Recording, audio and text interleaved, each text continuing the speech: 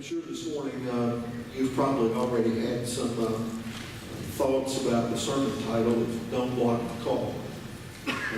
If you're like I am, somewhere along the line, it happens maybe not as much on what they used to call landlines, those home phones, because a lot of folks have gotten rid of those, but guess what? They still find their way to cell phones over and over again. So the other day, and looked down at my phone, and I thought, well, I'm just going to see how many blocked calls I have. And I started scrolling down, and scrolling, and scrolling, and scrolling, and scrolling, and scrolling, and I said, holy cow, that many blocked calls. So I took all of them off, except about 10, or the last 10 or 15, because I put some of them back, and that was a foolish thing to do. Because in the next 2 days, I had 17 calls that were out of area code and no name to them. And I thought to myself, where did they come from? First thing I thought about is, and I'm just going to make a confession at this point, is I'm nearing one of those magical numbers in age. And I answered one not too long ago, and it was trying to get me to sign up for some other kind of insurance, you know, all of those things that come with that special age, which sits up at 65. Do you know that AARP is one of the largest groups to make phone calls, or that others make phone calls for them? Well, I found that out, so I blocked. But then I got to thinking about some other things, you know. There's a do not block, there's a do not call list that you can put on there. Put your number on there as a part of that. There's a couple of other things you do, because sometimes those things are very annoying. But there's a fine print. You know what I'm talking about? The fine print that goes along with a part of that is that if you have had any contact or relationship previously with persons, they can call you. Are you ready for this? If you have a relationship or a connection in any way with Jesus Christ, He has permission to call you at any time. Don't block the call. God has over 5 billion children. He not only knew Jeremiah when he was conceived in his mother's womb before he was born, he knew us. And there is a part that we have, the understanding of Scripture is that God has set apart for us, each and every one of us individually, something to do and giving us a purpose in life. Now, I would ask you, how many of you are fulfilling that purpose right now? Heard someone say, you've probably heard this, if you have a job that you love, you'll never work a day in your life. Anybody doing that? Please, at least one or two of you. Yeah. It's a part of sometimes understanding in the midst of that. But Jeremiah was given an awesome response as a part of that and looking at. He's given a task and a vision and a promise from God. We could read in other places the same thing that He's done for us, is that to give us hope and to give us a future, not to harm us, but to bring us blessing in the midst of that. We think about those things, part of what you and I need to understand is sometimes God has called persons, and when we hear someone about answering the call of God, we usually think either as missionary or as pastors or evangelists, something to do in that connection. But the other side of that is God has called all of us to minister in the marketplace, the community and the world in which we live in. We are witnesses. You remember the story, and I know I've used it before, but it seemed appropriate. It came to mind from St. Francis of Assisi, who was well into his years of sharing in the monastery as a part of that, and he invited a young monk to go with him. He said, we're going to town, and the monk was excited. He was there with his mentor, watching what he was doing as he began to learn all of those things it was to fulfill that call of God on his life.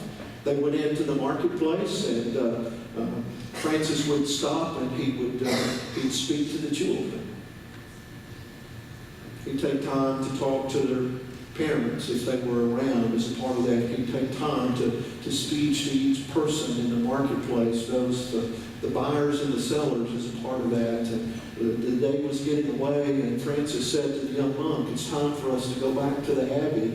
And the young monk said, "But sir, you said when we came that we were going to preach today, and we haven't done that." And Assisi said, "Oh, yes, we have. For people have watched us.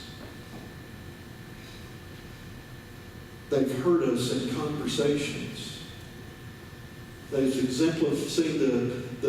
in our lives what it means to be an example of God's love and God's grace. And know this for sure, that there is always someone who is listening or someone who is watching." Most of us would probably feel a little bit uncomfortable because we've probably said something or done something, maybe in the last few days, the last few months, something that we can recall that says, "I wish I hadn't said that, I wish I hadn't done that." The part of that call comes for us is that it's always personal. You know, sometimes there's that word, and the prophet was supposed to take it. Prophet Jeremiah was to take it to a large group of folks, but his call first was a personal call. What is it? What is it that I'm called to do? What is it I'm called to share in this ministry for God? God initiates the call. His loving understanding of our life and knowing us has called us to share the message of God's love and grace. Is there anyone who doesn't know that today? If so, just let me remind you, that's our responsibility, is to share God's love and grace. We shared yesterday morning in our Andrew Link talking about some things, and after Kent Wade shared the devotion, he talked about it's the pathways of grace. God's grace so abundant in our life, at times when we notice it, at times when we don't notice it, but God's grace is ever present because he loves us, even if there are times that we have a tendency to block the call. Jeremiah did that. Jeremiah said, I'm just a boy. I'm just a young person. I don't know anything about that. And yet there are some who recognize that call early in their life, and hopefully we can recognize that call as we even prayed for grace in the midst of his life, is that one day God will call him personally. God's already said, I want him.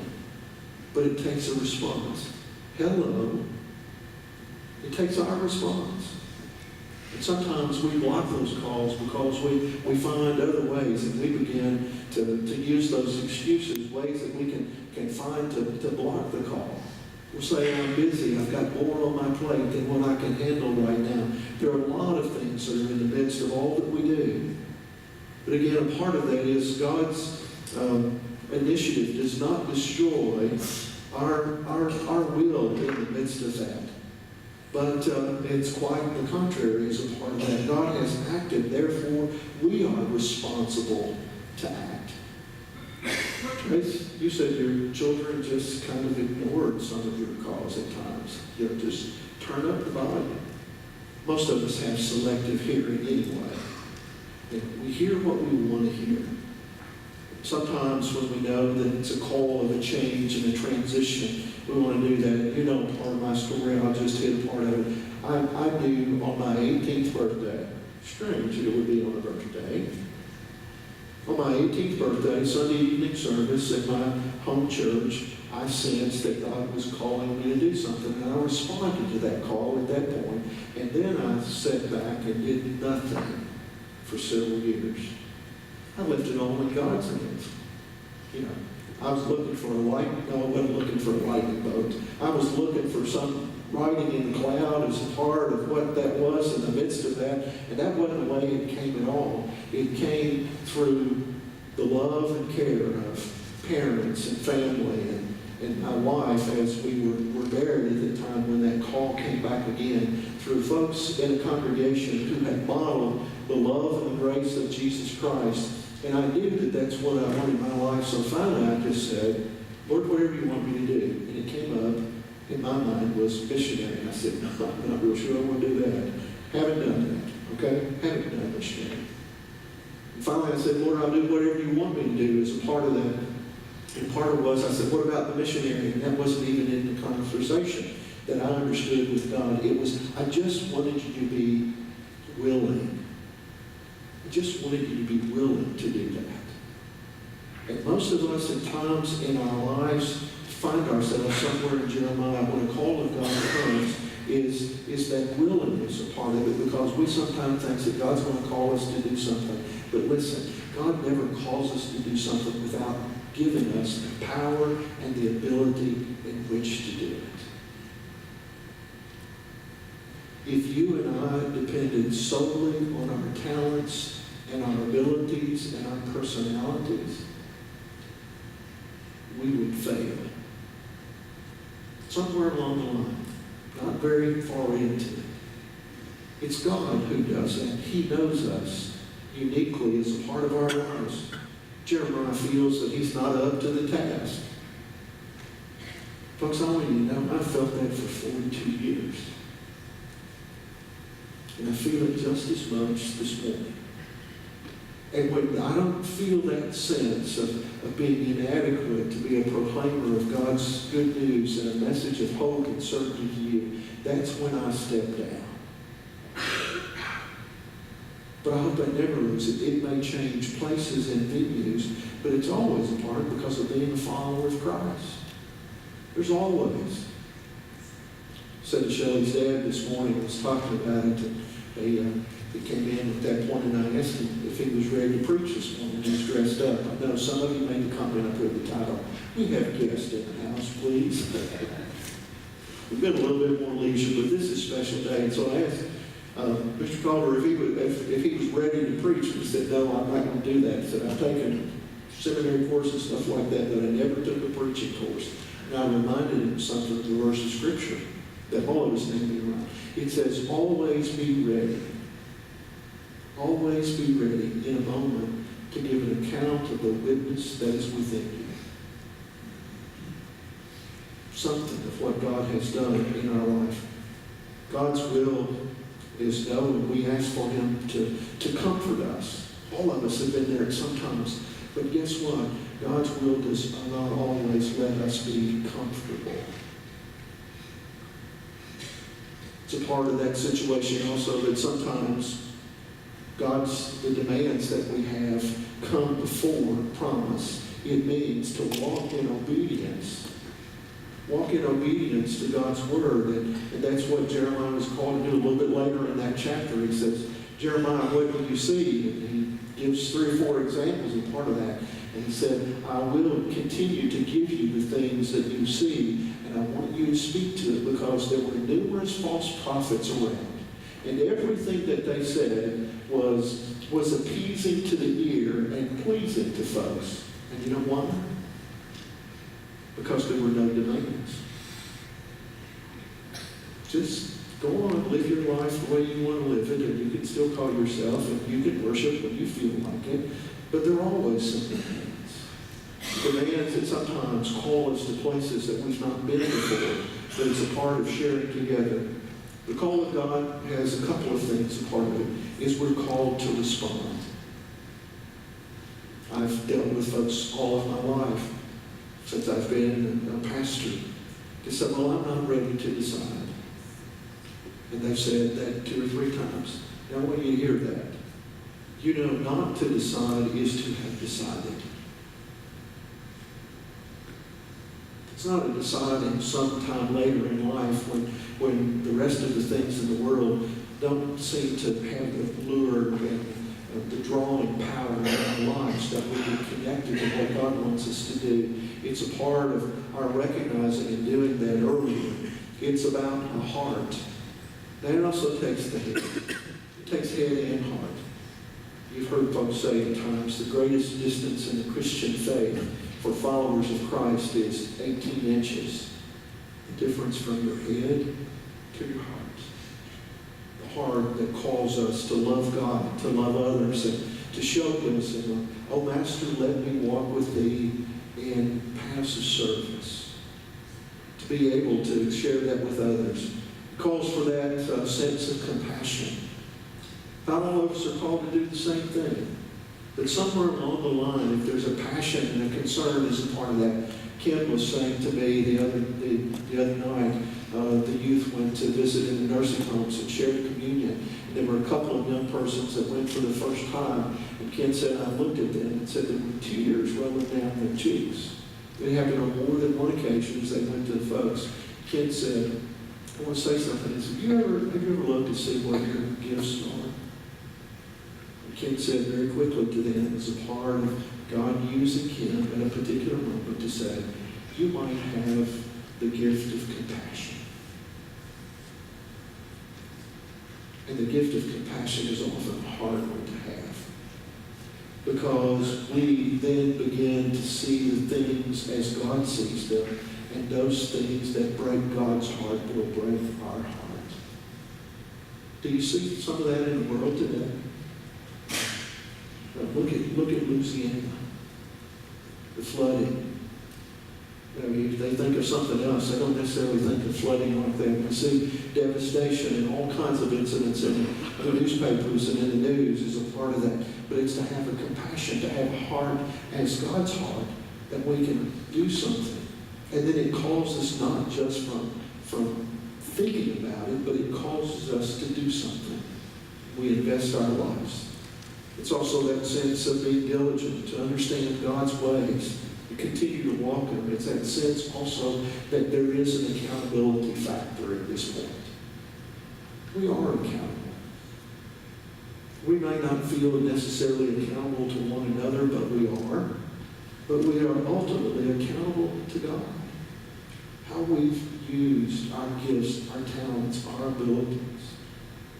I shared with someone earlier this morning, I remember a young lady when I was serving at St. John in Oldham County, and I'd asked her about serving. By the way, in the next month or so, some of you will be asked as we begin to form leadership for the coming year and asked to be served in particular places. But I asked her about doing something. It wasn't a large task, and I know that she was more than able. She said, well, I don't know that I've got enough time yet. I said, okay. I knew that she was a stay-at-home mom. And I said, well, what are we talking about? She said, well, I volunteer at the elementary school. I said, okay. I said, how many days or hours do you? And she said, I serve about 20 hours a week. And I thought, that's a good thing.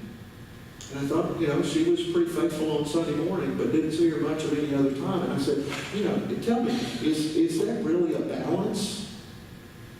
Is that really a balance?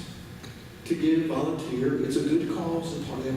But is there not some place besides just Sunday morning that God might be calling you to do some kind of ministry in the church or through the church? She said, well, I just don't know. Well, that particular day, she was not ready to decide. A couple of weeks later, she came back and she said, I think I can do that. Not just I think I can do that, I think I need to do that. God has given us all as a part of that, but that sense of accountability, it's a part of that. The good news is God knows who He has called. Kent, what were your exact words yesterday? Something about being in an argument with God or something, I don't remember. Do what? Oh, yeah, we don't want to oppose God. Anybody wants to oppose God as a part of that? And so if God calls you and calls us personally, or calls me and calls us personally, are we saying at this point, God, you have no idea what you're doing? Is I ever guilty of saying that? I'll raise my hand. I'll raise it for all of us. God, are you kidding me? Me? God does know what He does. Those He calls, He equips. As a part of that in our life. I read this article. You'd love it, a pilot announced to those on the flight, on the intercom, on the plane, ladies and gentlemen, I have good news and I have bad news. The good news is that we have a tailwind and we are making an exceptionally good time. Bad news is we've lost our compass and we have no idea where we're going.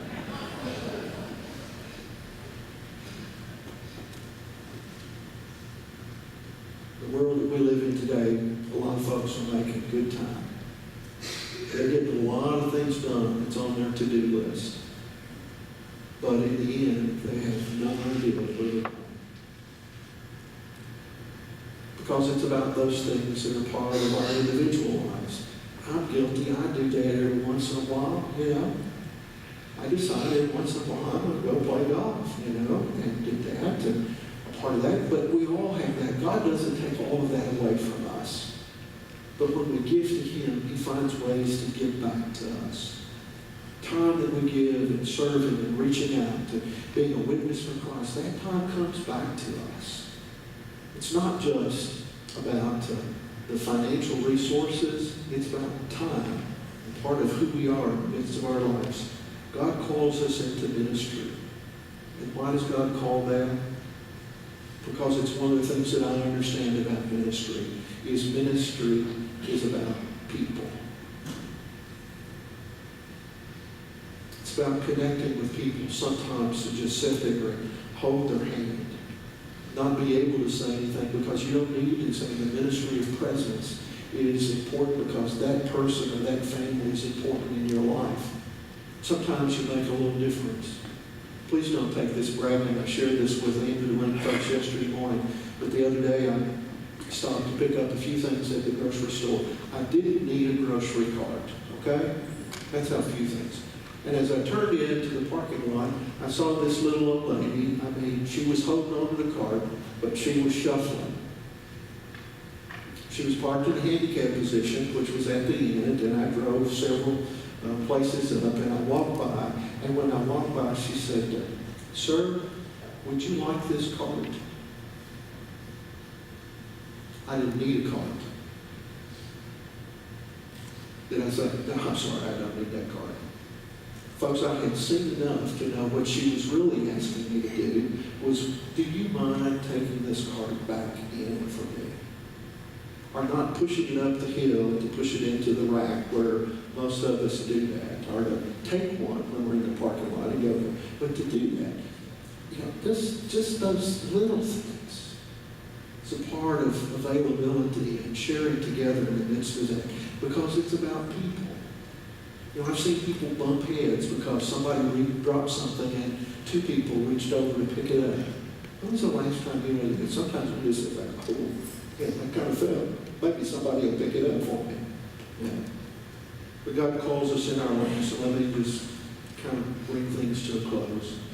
God knows the person and the ministry He's called us to. There are expectations, and sometimes they're different than our expectations.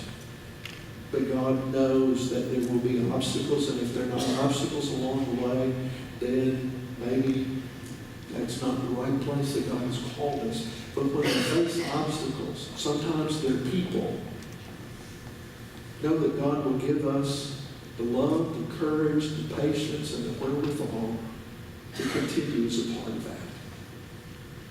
Some of you here this day, probably earlier days in your life, maybe not recently, but in earlier days of your life, there was somebody who was ready to give up on you.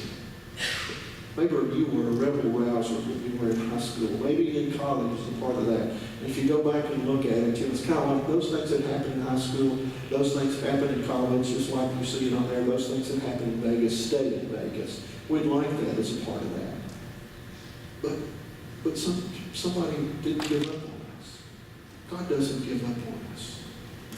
As a part of that, when we continue, as a part of it, He uses our talents, God-given abilities for God's glory. It's also that sense of wisdom to know. Sometimes there are those places, Tracy and I talked about that in a situation the other day. Sometimes it's wisdom to know the right time. To assess the situation as God's called us and God leads us and God empowers us to make those decisions at the right time, so that not only if God's called us to go with someone, God's also prepared them for our coming.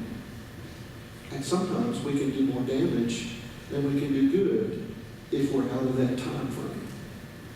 But God has a way of working in our lives.